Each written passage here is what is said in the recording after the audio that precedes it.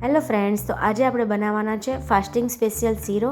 હા ફ્રેન્ડ્સ, ઉપવાસમાં ખવાય એવો સિંગોડાના લોટનો શીરો આ રીતે મેં 100 ગ્રામ લીધો છે, જે તૈયાર પેકેટમાં મળતો હોય છે અને છૂટો પણ મળતો હોય છે જ્યાં લોટ મળતા હોય ત્યાં.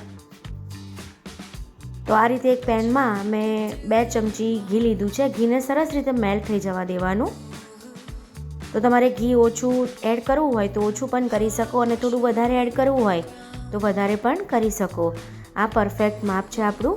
તો 2 ચમચી ઘીને આપણે સરસ રીતે મેલ્ટ થવા દઈશું. તો આ સિંગોડાના લોટનો શીરો આપણા બોડી માટે ખૂબ જ ફાયદાકારક હોય છે. લોટ એડ કરીશું, એમાં આયર્ન, કેલ્શિયમ, વિટામિન ભરપૂર પ્રમાણમાં હોય છે અને આની તાસીર એકદમ ઠંડી હોય છે.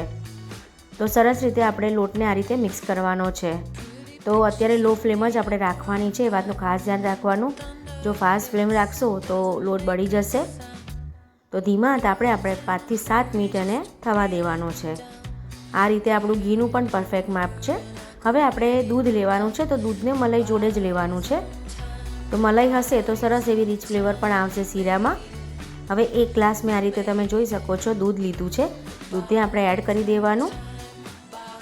દૂધને એડ કરશો એટલે થોડીક જ વારમાં આપણો સરસ એવો જે શીરો છે આપણે લોટ શેકેલો એ ડ્રાય થઈ જશે.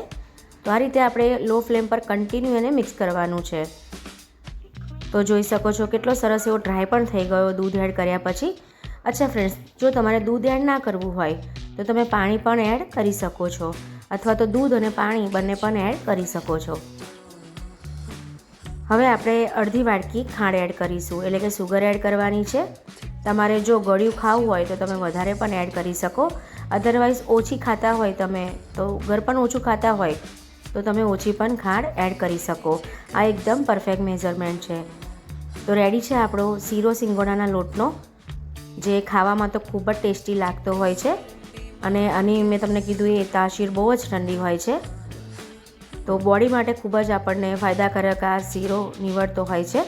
હવે આપણે ડ્રાયફ્રૂટ એડ કરીશું. મેં પિસ્તા અને બદામ એડ કર્યો છે. તમે આમાં ઇલાયચી પણ એડ કરી શકો છો. તો જોઈ શકો છો કેટલો પરફેક્ટ આપણો, મેં તમને બાઇન્ડિંગ પણ બતાવ્યું, કેટલો પરફેક્ટ આપણો શીરો બનીને રેડી થયો છે.